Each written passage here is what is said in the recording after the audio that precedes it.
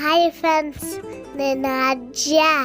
ఒక అడవిలో ఒక కాకి ఉండేది.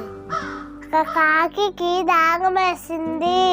అప్పుడు నీళ్ళ కోసం వింత ఎతికింది. నీళ్ళు ఒక్కల దొరకలేదు. చివరికి ఒక ఇంటి దగ్గర ఒక కొండ కనిపించింది. కాకి ఆశగా కొండ దగ్గరికి వెళ్ళి నీళ్లు తాగుదామని లోపల చూసింది. ఆ కొండల నీళ్లు చాలా తక్కువగా అలుగున ఉన్నాయి. కాకి నీళ్ళు అందలేదు. కాకి బాధపడకుండా ఒక్క ఆలోచన వచ్చింది. పక్కనే ఉన్న లాళ్ళు తీసుకుని చిన్నవి లాళ్ళు కొండలోకి వేసింది.